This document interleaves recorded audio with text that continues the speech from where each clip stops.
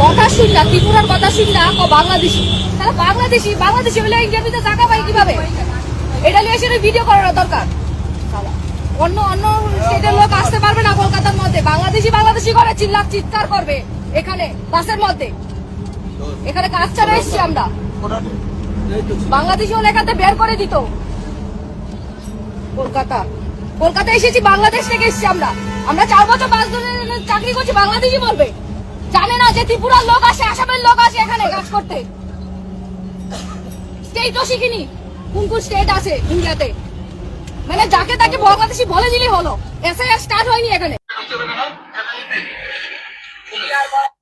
দেখেন, এই যে ভিডিওটা শুরুতে দেখালাম, পুরো পশ্চিমবঙ্গ জুড়ে এখন এই পরিস্থিতি। বাংলা ভাষাভাষী মানেই প্রথম ধরে নেয় বাংলাদেশি। ত্রিপুরার বাসিন্দা, সে কাজ করে হচ্ছে পশ্চিমবঙ্গে। বাসের মধ্যে তাকে হেনস্থা করতেছে, তাকে বাংলাদেশি হিসেবে চিহ্নিত করতেছে, হয় পুলিশ অথবা কোনো বিজেপির উগ্র সমর্থকরা। সে তখন প্রতিবাদ করছে। এই ভদ্র মহিলার বক্তব্যটা শুনলেন। এইরকম অসংখ্য ছোট ছোট ঘটনাগুলো যদি একত্রিত করেন, পুরো একটা ত্রাসের রাজত্ব কায়েম করছে বিজেপি ক্ষমতা আসার পর থেকে পশ্চিমবঙ্গে। এখানে যেই খবর একটা প্রথম আলোতে আজকে প্রকাশ হয়েছে, 24 ঘন্টায় 10টি পুশিন ঠেকালো বিজেপি। তার মানে বাংলাদেশের সীমান্তরক্ষী বাহিনী রীতিমতো সীমান্তে একটা যুদ্ধ করছে যাতে ওই পুশিন ঠেকানো যায়। কারণ সরকার বলেছে পুশিন পুশব্যাক দুটোই হচ্ছে এটার কোনো আইনগত ভিত্তি নেই এবং এটা অবৈধ। পুশিন পুশব্যাক এর পরিবর্তে যদি এই দেশ ও দেশের নাগরিকত্বের কোনো ব্যাপার থাকে, সেটা 2 দেশ মিলে ফয়সালা করবে। এটা কোনো একটা দেশ না। এখন বাংলাদেশে যদি হিন্দু সম্প্রদায়ের মানুষজনকে ওই পুশিন করানোর চেষ্টা করা হয় ভারতে, বলা হবে যে না, এরা তো হিন্দু ধর্মাবলম্বী, ওরা কোনো এক সময় ভারত থেকে এসছে। ঠিক হবে?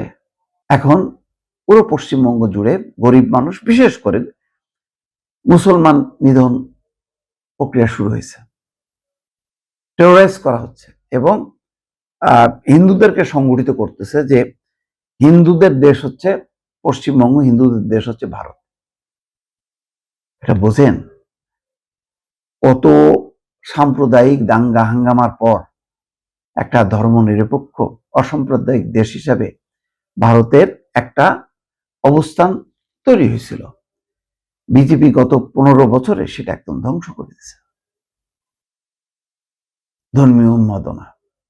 ধর্মীয় উন্মাদনার এই রাজনীতি মধ্য দিয়ে একটা বোঝা যায় যে ধর্মীয় উন্মাদনা যারা তৈরি করে, এই স্লোগান দিয়ে তারা রাষ্ট্র ক্ষমতায় আসলে সেই দেশ বিষাক্ত হয়ে যায়।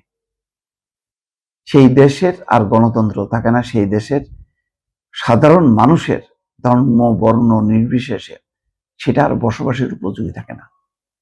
যেমন গুজরাটের অবস্থা, বিহারের অবস্থা, আরো অনেক যেখানে যেখানে বিজেপি আছে সেখানে ওই অবস্থা। কেন? ওই যে ধর্মীয় রাজনীতি করে। যাই হোক, আমি এত বক্তৃতা না দিয়ে যেই ঘটনাটা বাংলাদেশের এখন চরম চাপের মধ্যে আছে। দেশের বিভিন্ন সীমান্ত এলাকায় 24 ঘন্টায় ভারতীয় সীমান্তরক্ষী বাহিনীর অবৈধভাবে মানুষ ঠেলে পাঠানোর অর্থাৎ পুশিন 10টি পৃথক অপচেষ্টা ঠেকানোর কথা জানিয়েছে বর্ডার গার্ড বাংলাদেশ। একই সঙ্গে এই ধরনের সম্ভাব্য পুশিন প্রতিরোধে সীমান্ত এলাকায় বিজিবি গোয়েন্দা নজরদারি সহ টহল কার্যক্রম জোরদার করেছে। সীমান্তের লোকজনও নেমে গেছে, দেখতেছে এটা বিপদ। বিজিবির সাথে তারাও নামছে যাতে ওই পুশিন করতে না পারে। ঝিনাইদহে যাদবপুর সীমান্ত দিয়ে 4-5 জনকে বাংলাদেশে প্রবেশ করানোর চেষ্টা করা হয়। বিজিবির দৃঢ় অবস্থানের মুখে তারা ফিরে যেতে বাধ্য হয়। জেলার মহেশপুরের সীমান্তে একটি প্রিজন ভ্যানে করে 30 থেকে 35 জনকে আনা হয়, যাদের বাংলাদেশে প্রবেশ করানোর চেষ্টা করা হয়। বিজিবির টহল দল এবং স্থানীয় জনসাধারণের প্রতিরোধের মুখে তা ব্যর্থ হয়। যশোরের গোগা এবং রুদ্রপুর সীমান্তে কয়েকজন নারী পুরুষকে জড়ো করা হয়েছিল। বিজিবির প্রতিরোধমূলক তৎপরতায় বিএসএফ তাদের সরিয়ে নিতে বাধ্য হয়।